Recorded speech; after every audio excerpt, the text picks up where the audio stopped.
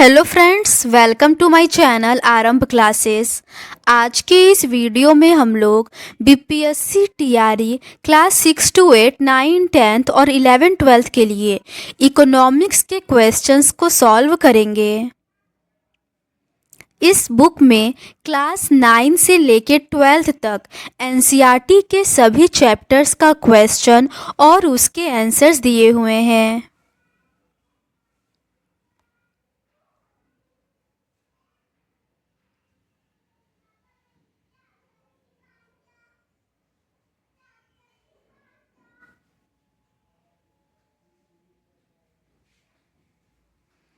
इस बुक में BPSC TRE 1.0, 2.0 और 3.0 में जो भी इकोनॉमिक्स के क्वेश्चन पूछे गए हैं वो सभी दिए हुए हैं।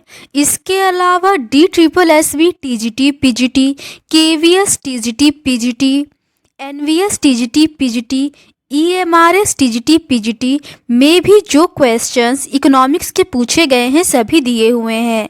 इस बुक में कुल 91 क्वेश्चन पेपर में इकोनॉमिक्स के जो भी क्वेश्चंस पूछे गए थे वो सभी दिए हुए हैं। तो बिना देर किए चलिए आज का ये वीडियो शुरू करते हैं। चैप्टर 12 तक के क्वेश्चंस का डिस्कशन हम लोगों ने इस सीरीज़ के प्रीवियस पार्ट में कर लिया है। आज हम लोग उसके आगे के क्वेश्चंस का डिस्कशन आपके साथ करेंगे। आगे के प्रश्न कृषि से संबंधित है। क्वेश्चन नंबर 75 है, बिहार के निम्नलिखित में से किस जिला में कपास उत्पादन की सघनता नहीं है? इसका सही आंसर है ऑप्शन डी, उपर्युक्त में से एक से अधिक। भारत को कपास के पौधे का मूल स्थान माना जाता है। सूती कपड़ा उद्योग में कपास एक मुख्य कच्चा माल है। कपास उत्पादन में भारत का विश्व में चीन के बाद दूसरा स्थान है। दक्कन पठार के शुष्कर भागों की काली मिट्टी कपास उत्पादन के लिए उपयुक्त मानी जाती है। इस फसल को उगाने के लिए उच्च तापमान, हल्की वर्षा या सिंचाई, 210 पाला रहित दिन और खिली धूप की आवश्यकता होती है। बिहार के कपास क्षेत्र भागलपुर, सुपौल, जमुई, औरंगाबाद, बांका, मुंगेर, नालंदा, कटिहार और पूर्णिया है। अगला प्रश्न है, बिहार के आर्थिक सर्वेक्षण 2022-23 के अनुसार 2021-22 में गन्ने की खेती का सकल फसल क्षेत्र कितना था? इसका सही आंसर है ऑप्शन बी, 2.18 लाख हेक्टेयर।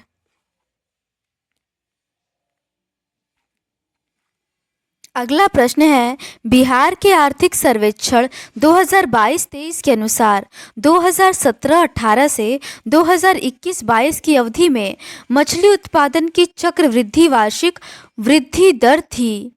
इसका सही आंसर है ऑप्शन ई, उपर्युक्त में से कोई नहीं।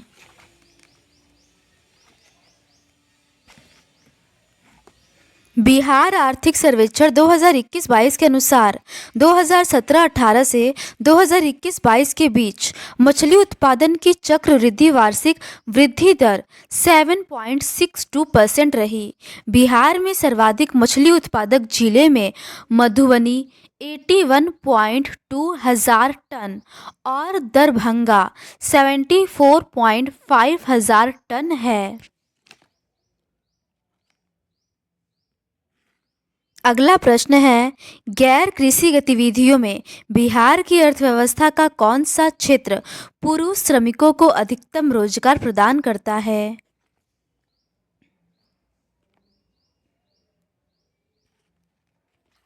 इसका सही आंसर है ऑप्शन ए, निर्माण।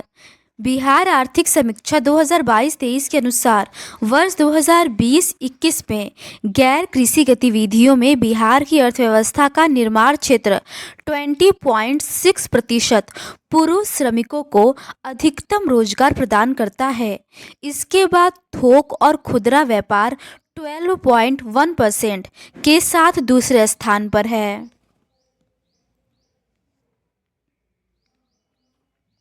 अगला प्रश्न है, कृषि विपणन की व्यवस्था में सुधार हेतु भारत सरकार द्वारा अपनाया गया नीतिगत उपाय क्या है?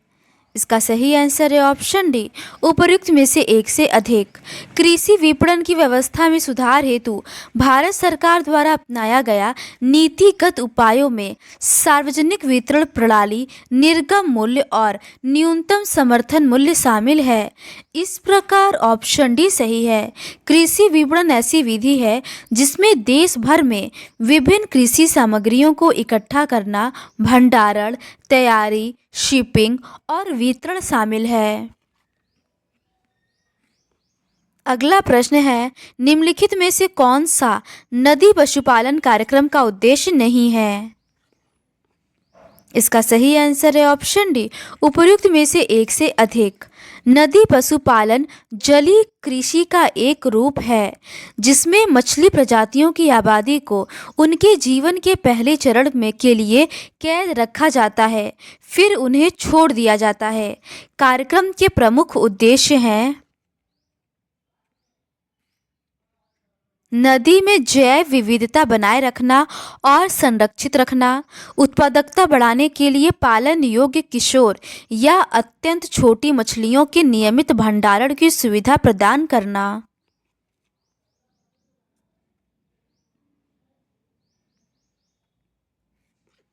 अगला प्रश्न है, हरित क्रांति से तात्पर्य है? इसका सही आंसर है ऑप्शन बी, उच्च उपज विविधता कार्यक्रम। हरित क्रांति 1960 के दशक में नॉर्मन बारलोग द्वारा शुरू किया गया एक प्रयास था। इन्हें विश्व में हरित क्रांति के जनक के रूप में जाना जाता है। वर्ष 1970 में नॉर्मन बारलोग को उच्च उपज देने वाली किस्मों को विकसित करने के उनके कार्य के लिए नोबेल शांति पुरस्कार प्रदान किया गया। भारत में हरित क्रांति का नेतृत्व मुख्य रूप से एम.एस. स्वामीनाथन द्वारा किया गया।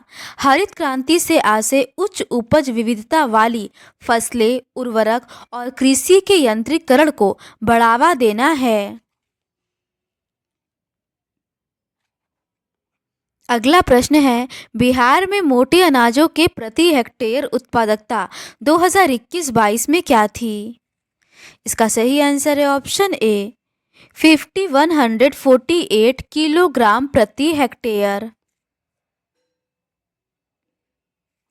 अगला प्रश्न है, फसल गहनता से आप क्या समझते हैं? इसका सही आंसर है ऑप्शन ए, एक वर्ष की कृषि अवधि में एक ही खेत में कई फसलों को उगाना। फसल गहनता वर्ष की कृषि अवधि में एक ही खेत में कई फसलों को उगाने से जुड़ी है। फसल गहनता इज इक्वल्स टू सकल फसली क्षेत्र अपॉन शुद्ध बोया गया क्षेत्र इंटू 100। अगला प्रश्न है, निम्नलिखित में से किस प्रक्रिया को मृदा पलवार कहते हैं? इसका सही आंसर है ऑप्शन बी, नंगी जमीन को कार्बनिक पदार्थों की परत से ढकना। मल्चिंग पत्तियों, घास, टहनियों, फसल अवशेषों, पुआल आदि जैसे पौधों की सामग्री के साथ ऊपरी मिट्टी को ढकने की प्रक्रिया है। मल्च कवर मिट्टी के जीवों जैसे केंचुओं की गतिविधि को बढ़ाता है। अगला प्रश्न है, तालाबों, टैंकों एवं कृत्रिम जलाशयों में मछली के पालन और प्रजनन को जाना जाता है। इसका सही आंसर है ऑप्शन सी, मत्स्य पालन या पीसी कल्चर। तालाबों, टैंकों एवं कृत्रिम जलाशयों में मछली के पालन और प्रजनन को मत्स्य पालन के नाम से जाना जाता है। यह कृत्रिम भोजन द्वारा तालाब से अधिकतम मछली उत्पादन प्राप्त करने की एक वैज्ञानिक तकनीक है। अगला प्रश्न है, बिहार का सबसे प्रसिद्ध फल क्या है? इसका सही आंसर है ऑप्शन सी, लीची। बिहार का सबसे प्रसिद्ध फल लीची है। बिहार के मुजफ्फरपुर जिले को लीची की भूमि के नाम से जाना जाता है। इसे 2018 में शाही लीची नाम से जीआई टैग मिला। देश के 40% लीची का उत्पादन बिहार करता है।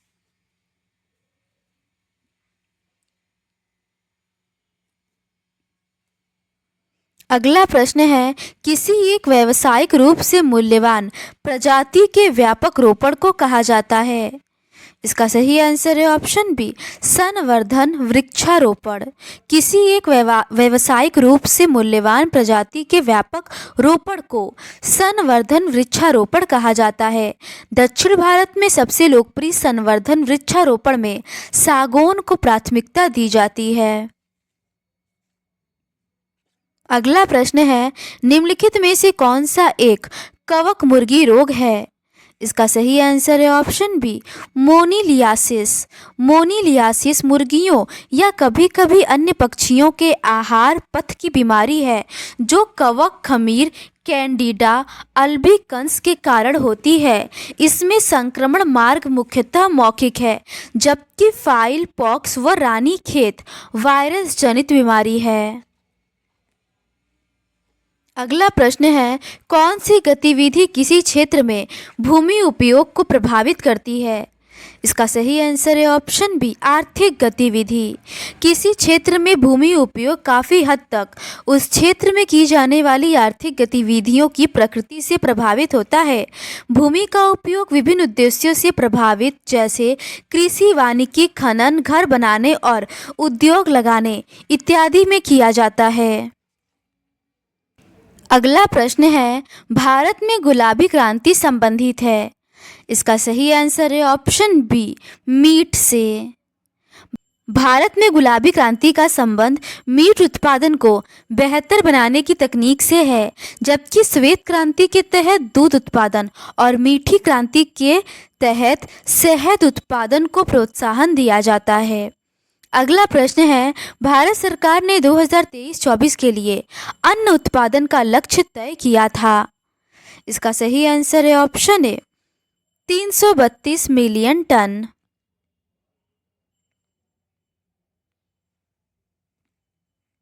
अगला प्रश्न है, जब सरकार द्वारा घोषित न्यूनतम समर्थन मूल्य बाजार कीमत से अधिक हो तो ऐसी अवस्था में, इसका सही आंसर है ऑप्शन ए, प्रभावपूर्ण न्यूनतम कीमत एवं पूर्ति आधिक्य होगा।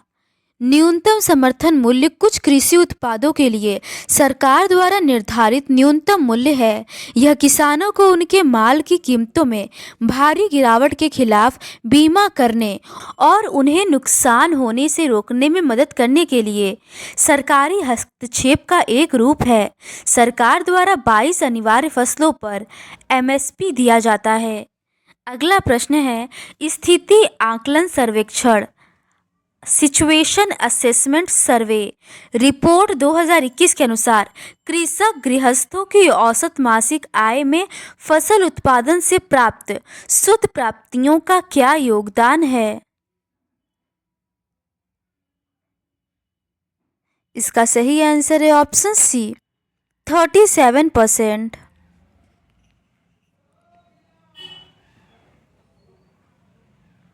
अगला प्रश्न है, सदाबहार क्रांति की आवाज़ किसने उठाई? इसका सही आंसर है ऑप्शन ए, एम.एस. स्वामीनाथन। सदाबहार क्रांति की आवाज़ भारतीय हरित क्रांति के जनक एम.एस. स्वामीनाथन ने उठाई। हरित क्रांति के परिणाम स्वरूप खाद्यान्नों के उत्पादन में भारी वृद्धि हुई, जो विकासशील देशों में 20वीं शताब्दी के मध्य में नई उच्च उपज देने वाली बीजों के किस्मों के कारण हुई। भारत में हरित क्रांति की शुरुआत 1966 से 67 में हुई थी। अगला प्रश्न है, नाबार्ड की स्थापना हुई। इसका सही आंसर है ऑप्शन सी, छठी योजना में। नाबार्ड की स्थापना छठवीं पंचवर्षीय योजना वर्ष 1980 से 85 में 12 जुलाई 1982 को हुई। नाबार्ड का मुख्य उद्देश्य कृषि एवं ग्रामीण वित्तीय आवश्यकताओं की पूर्ति और साथ ही विभिन्न वित्तीय संस्थाओं के क्रियाकलापों में उचित समन्वय स्थापित करना है। यह बी शिवरामन समिति की सिफारिश पर हुई थी। अगला प्रश्न है, कृषि विकास की निम्नलिखित योजनाओं पर ध्यान दीजिए। पहला है विशेष कृषि उपज योजना, दूसरा है राष्ट्रीय कृषि विकास योजना।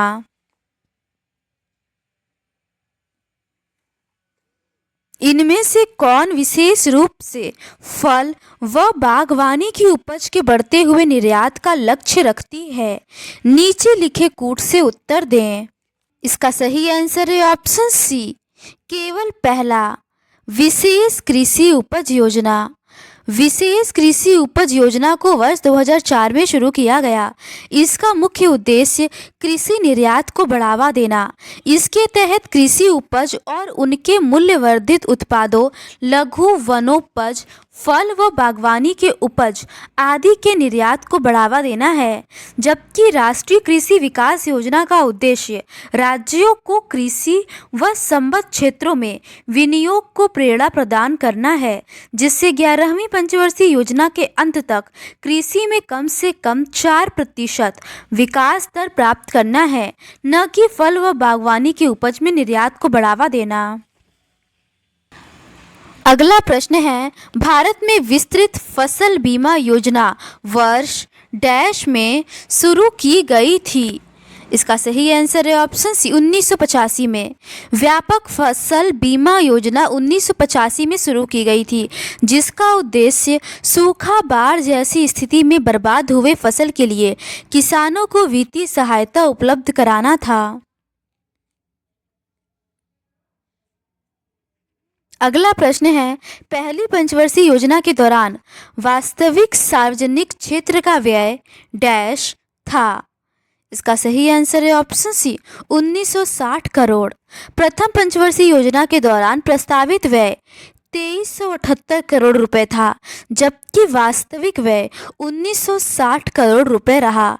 इस योजना काल के दौरान विकास 2.1% लक्षित किया गया था, जबकि 3.6 औसत विकास दर की प्राप्ति हुई, अर्थात लक्षित विकास से वास्तविक विकास दर अधिक रही। अगला प्रश्न है, प्रधानमंत्री किसान सम्मान निधि योजना किस तारीख को शुरू की गई थी? इसका सही आंसर है ऑप्शन सी, 1 फरवरी 2019 को।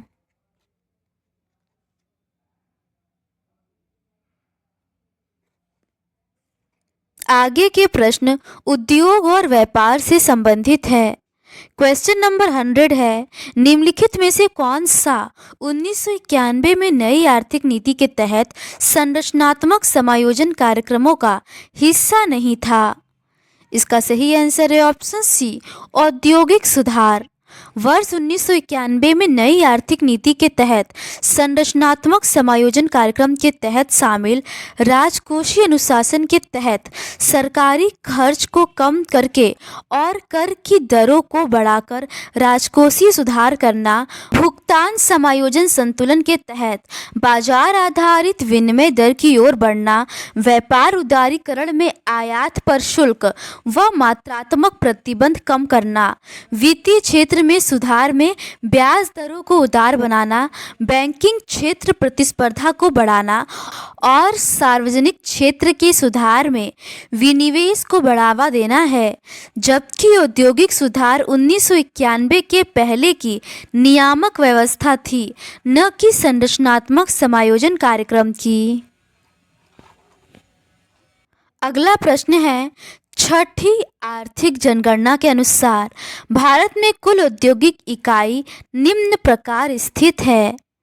इसका सही आंसर है ऑप्शन सी, 59.48% ग्रामीण और 40.52% शहरी क्षेत्र में।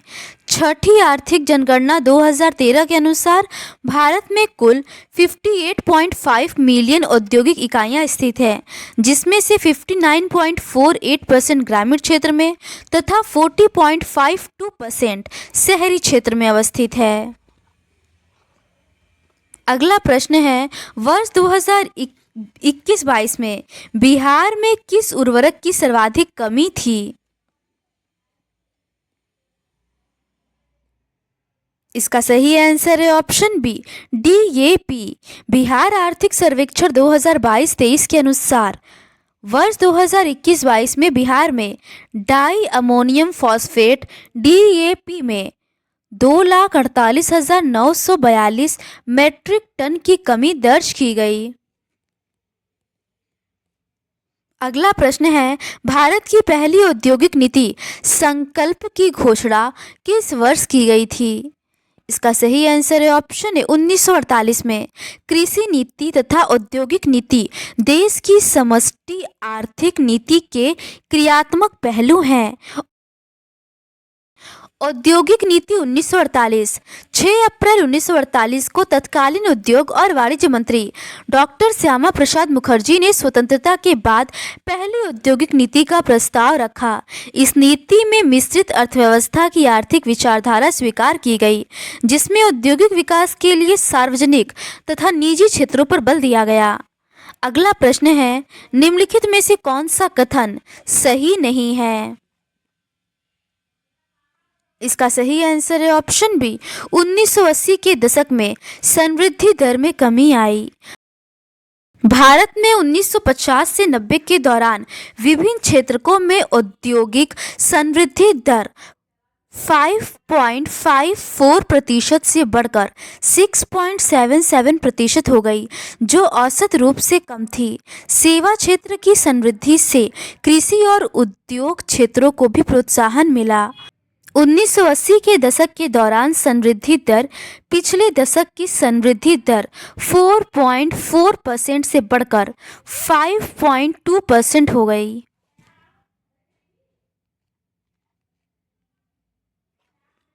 ऑप्शन बी सही नहीं है। अगला प्रश्न है, आमतौर पर औद्योगिक रूप से विकसित शहरी केंद्र निम्नलिखित में से किससे घिरे होते हैं?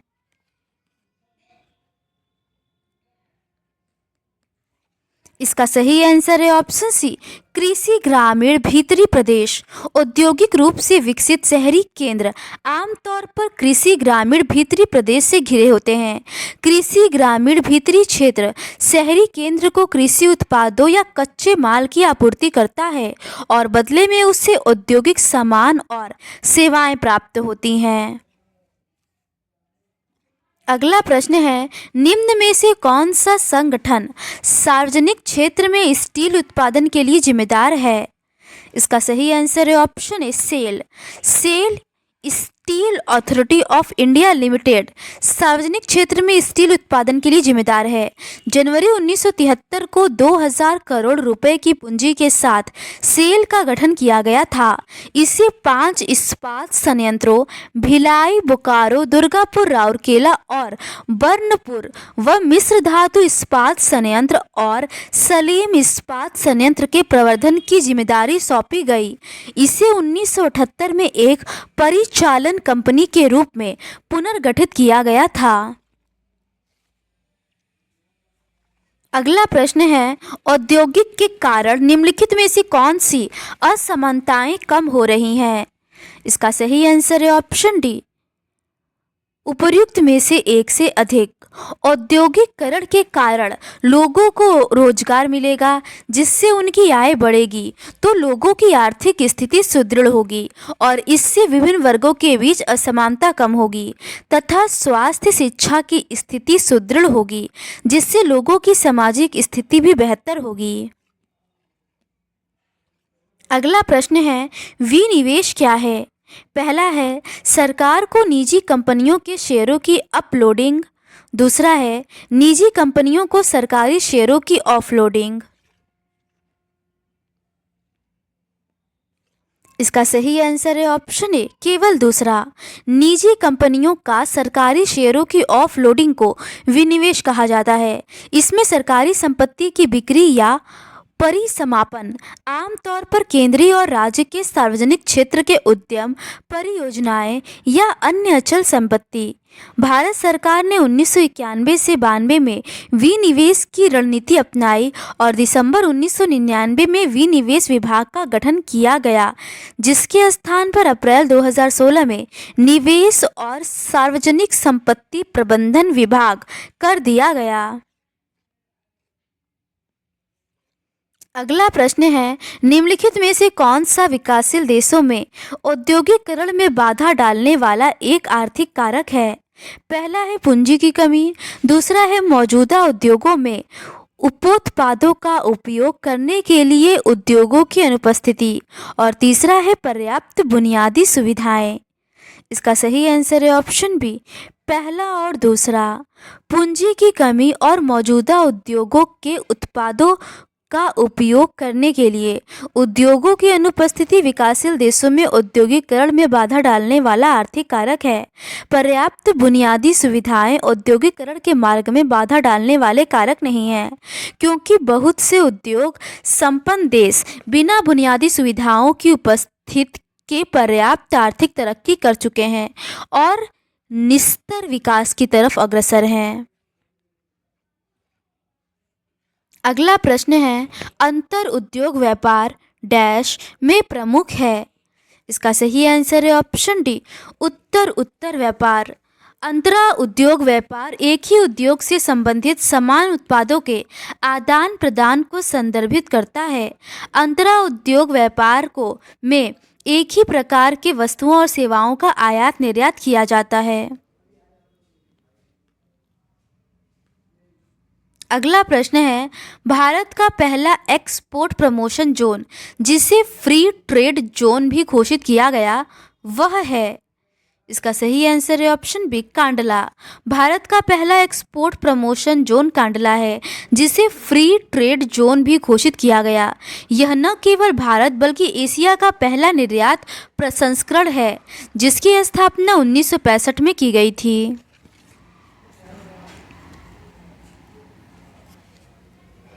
सांता क्रूज निर्यात प्रसंस्करण क्षेत्र भारत का दूसरा ईपीजेड है, जिसकी स्थापना 1973 में की गई थी। विश्व का पहला ईपीजेड 1959 में शेशन आयरलैंड में स्थापित किया गया था। ईपीजेड से आशय एक विशेष प्रकार के मुक्त व्यापार से है, जिसे आमतौर पर सरकार द्वारा औद्योगिक और वाणिज्यिक निर्यात को बढ़ावा देने के लिए बनाया जाता है। अगला प्रश्न है, एक दवाई की दुकान में उपयोग होने वाले रेफ्रिजरेटर इसका एक उदाहरण है। इसका सही आंसर है ऑप्शन बी, अंतिम माल। एक दवाई की दुकान में उपयोग होने वाला रेफ्रिजरेटर अंतिम माल का उदाहरण है। अंतिम वस्तुएं वे वस्तुएं हैं जिनका अंततः उपभोग कर लिया जाता है, न कि किसी अन्य वस्तु के उत्पादन में उपयोग किया जाता है। रेफ्रिजरेटर अंतिम माल है क्योंकि इसका उपयोग उन दवाओं को संग्रहित करने के लिए किया जाता है जो सीधे उपभोक्ताओं को बेची जाती हैं, क्योंकि वे अंतिम माल हैं। अगला प्रश्न है, भारत की अत्यधिक मजदूर प्रधान उद्योग है। इसका सही आंसर है ऑप्शन डी, कपास उद्योग। कपास उद्योग भारत की अत्यधिक श्रम प्रधान उद्योग है। कपास उद्योग में पिछले 5 दशकों में अभूतपूर्व वृद्धि हुई है, जो औद्योगिक पूंजी का लगभग 16%, औद्योगिक उत्पादन का 14% और अर्थव्यवस्था का 20% से औद्योगिक श्रमिक इस उद्योग में लगे हुए हैं।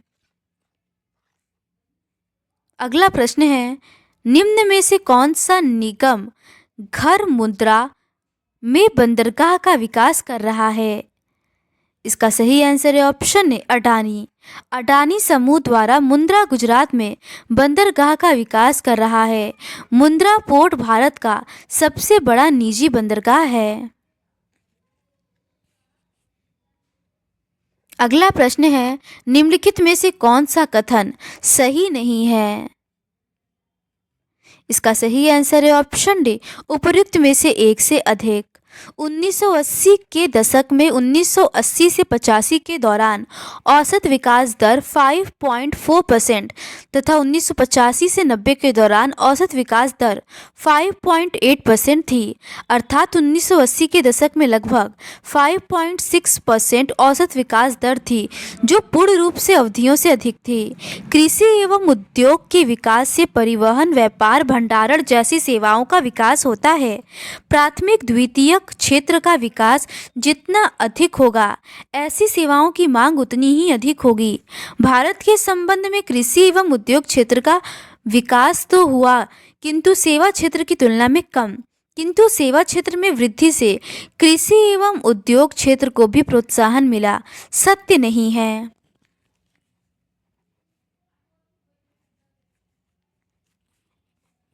अगला प्रश्न है, इंद्रावती हाइड्रो इलेक्ट्रिक प्रकल्प किस राज्य से संबंध रखता है? इसका सही आंसर है ऑप्शन बी, उड़ीसा से। अपर इंद्रावती 600 मेगावाट की जल विद्युत परियोजना है। यह उड़ीसा में इंद्रावती नदी बेसिन पर स्थित है। इसे एक ही चरण में विकसित किया गया है। परियोजना का निर्माण 1978 में शुरू हुआ और बाद में 1999 में यह सक्रिय हुआ। अगला प्रश्न है, डॉक्टर आर के हजारी समिति निम्न में से किस खंड से संबंधित है? इसका सही आंसर है ऑप्शन ए, औद्योगिक अनुज्ञप्ति।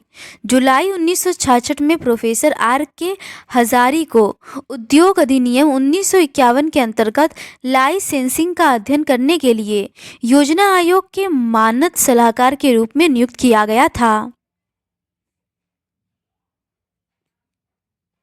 अगला प्रश्न है, निम्नलिखित में से कौन सा व्यापार अवरोध का उदाहरण है?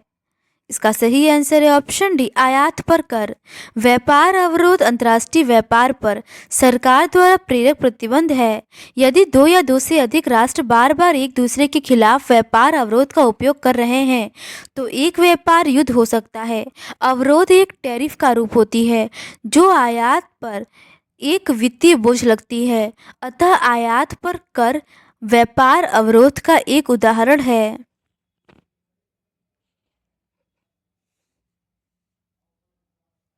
अगला प्रश्न है, निम्नलिखित में से कौन से औद्योगिक रुग्णता के बाह्य कारण हैं? पहला है ढांचागत बाधाएं, दूसरा है बाजार में मंदी और तीसरा है सरकारी नीतियां। इसका सही आंसर है ऑप्शन डी, ए, बी और सी सभी। औद्योगिक रुग्णता का बाह्य कारण निम्नलिखित है, सामान्य मंदी, आगत का उच्च मूल्य, कच्चे माल की कमी, सरकारी नीति और संरचनात्मक बाधा।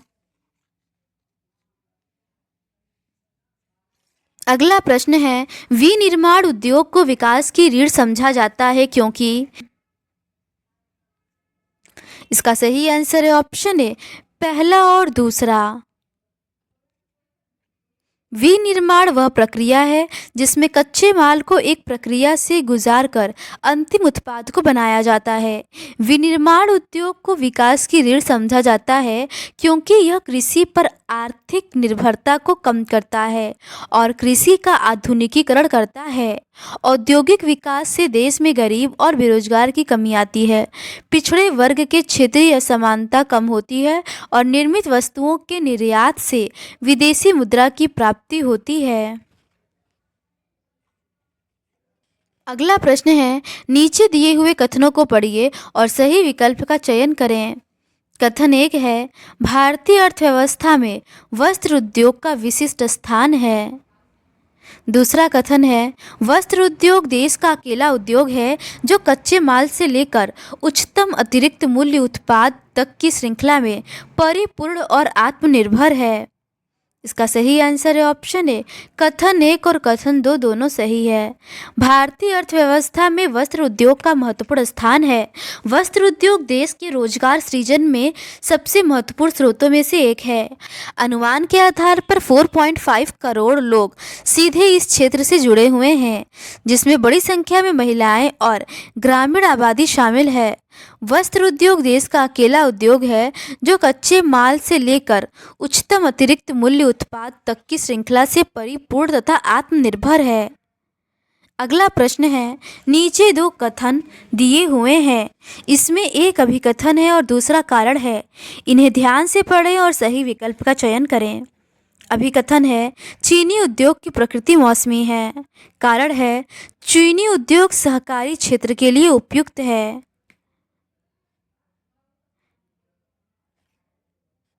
इसका सही आंसर है ऑप्शन बी। अभिकथन और कारण दोनों सही है, परंतु आर ए की सही व्याख्या नहीं करता। चीनी उद्योग देश का दूसरा सबसे अधिक महत्वपूर्ण कृषि आधारित उद्योग है। इस उद्योग में प्रयुक्त कच्चा माल भारी होता है तथा ढुलाई में इसके सुक्रोज की मात्रा घट जाती है। कच्चे माल के मौसमी होने के कारण कृषि उद्योग एक मौसमी उद्योग है, अतः यह उद्योग सरकारी क्षेत्र के लिए उपयुक्त है। अगला प्रश्न है, अहमदाबाद वडोदरा औद्योगिक क्षेत्र के संदर्भ में निम्नलिखित में से कौन सा कथन सही है? पहला है, यह देश का तीसरा सबसे बड़ा औद्योगिक क्षेत्र है। दूसरा है, सूरत रेशम टेक्सटाइल और हीरे की कटिंग के लिए जाना जाता है।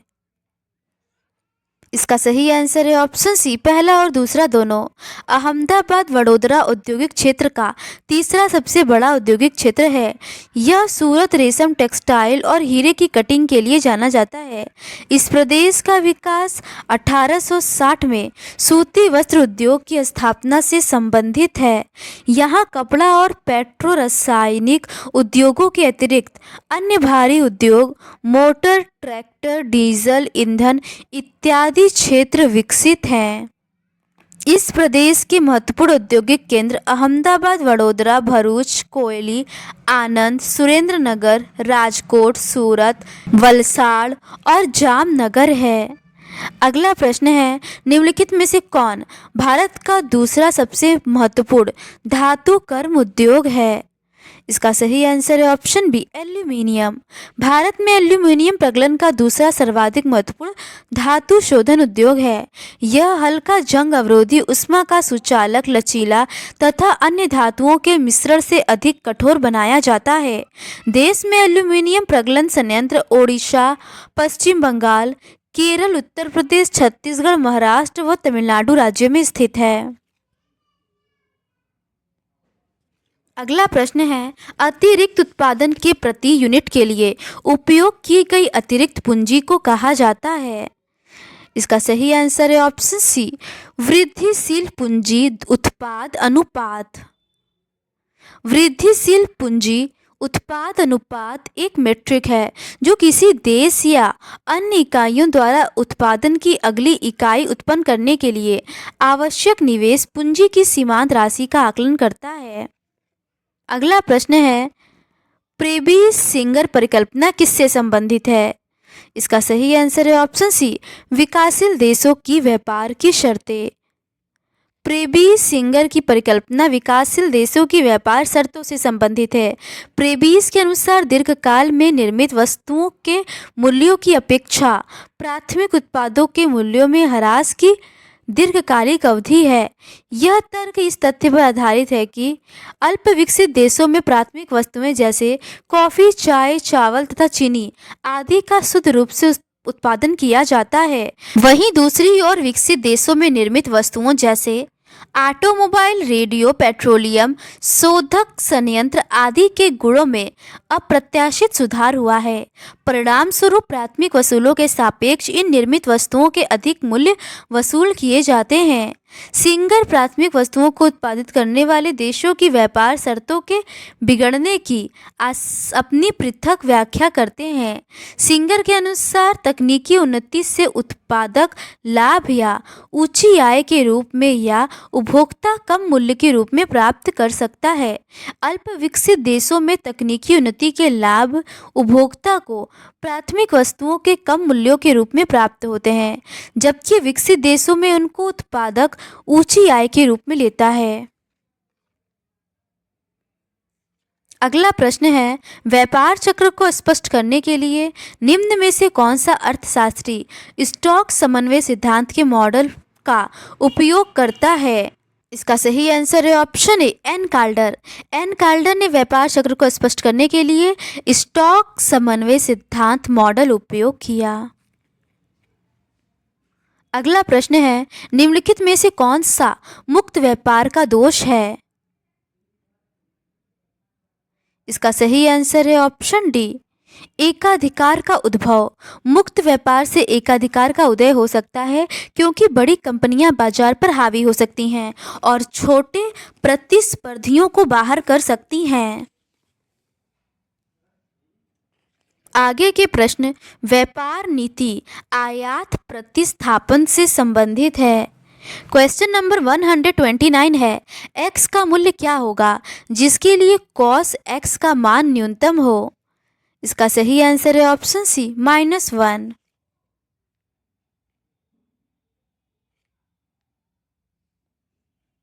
अगला प्रश्न है, यदि x और y के बीच सहसंबंध सकारात्मक है तो x और y के बीच संबंध इस प्रकार होगा।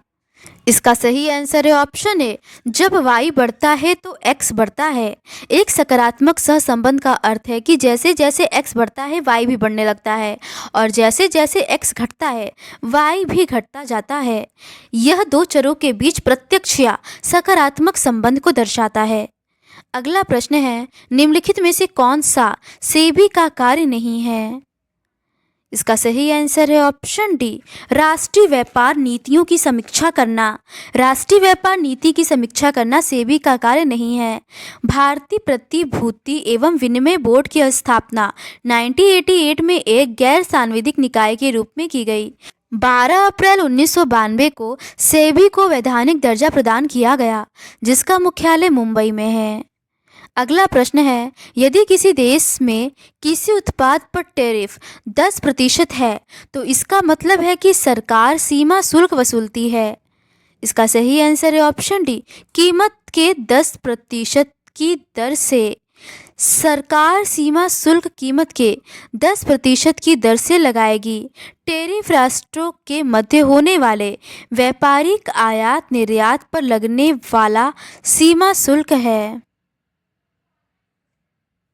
अगला प्रश्न है, फोकस प्रोडक्ट और फोकस मार्केट, यह दो योजनाएं इससे संबंध में आरंभ की गई है।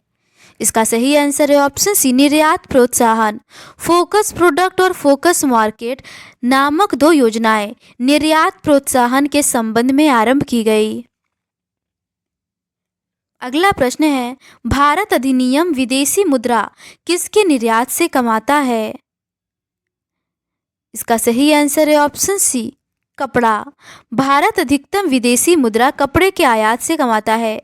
वाणिज्य विभाग द्वारा मार्च 2023 में कृषि के अंतरिम आंकड़ों के अनुसार भारतवर्ष 2022-23 में कच्चे कपास का कुल निर्यात 781.43 मिलियन US डॉलर है। अगला प्रश्न है, भारत सरकार ने विश्व स्तरीय सुविधाएं देकर विदेशी कंपनियों को भारत में निवेश के लिए आकर्षित करने के लिए कदम उठाए। इस औद्योगिक क्षेत्रों को क्या कहते हैं? इसका सही आंसर है ऑप्शन ए, विशेष आर्थिक क्षेत्र। भारत सरकार द्वारा विश्व स्तरीय सुविधाएं देकर कंपनियों को भारत में निवेश करने के लिए आकर्षित करने के लिए जो कदम उठाएं उसे विशेष आर्थिक क्षेत्र कहा जाता है। व्यवसायों के सामने आने वाली बाधाओं को दूर करने के लिए वर्ष 2000 में सेज नीति की घोषणा की गई तथा वर्ष 2005 में विशेष आर्थिक क्षेत्र अधिनियम पारित किया गया। इसका उद्देश्य निर्यात को बढ़ावा देना, रोजगार पैदा करना, घरेलू व विदेशी निवेश को बढ़ावा देना तथा बुनियादी सुविधाओं का विकास करना है। अगला प्रश्न है, डैश वह स्थिति है जब दोनों पक्षों को एक दूसरे की वस्तुओं को बेचने और खरीदने के लिए सहमत होना पड़ता है। इसका सही आंसर है ऑप्शन सी, चाहतों का दोहरा संयोग।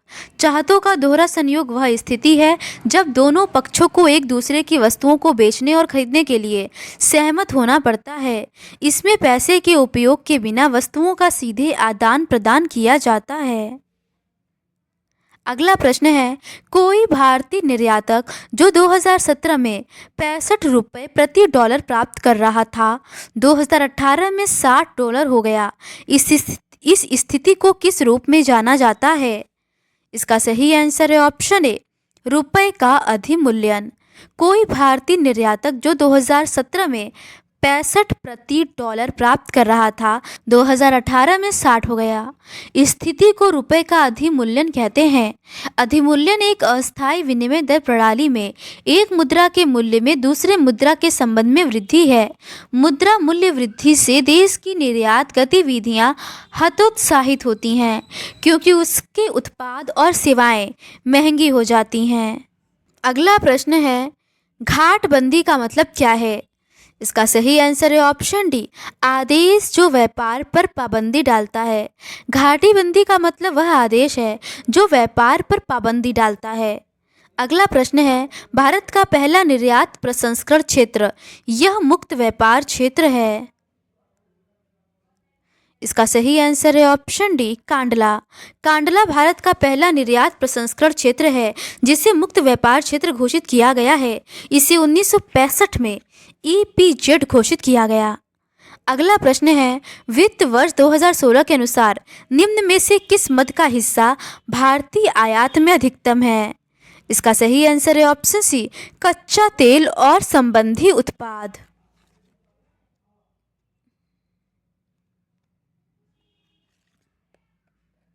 तो आज के इस वीडियो में बस इतना ही। इकाई 2 आर्थिक सुधार 1991 से संबंधित प्रश्नों का डिस्कशन हम लोग इस सीरीज़ के नेक्स्ट पार्ट में करेंगे। अगर आपको ये सीरीज़ पसंद आती है तो please do subscribe to my channel and like this video. Thank you.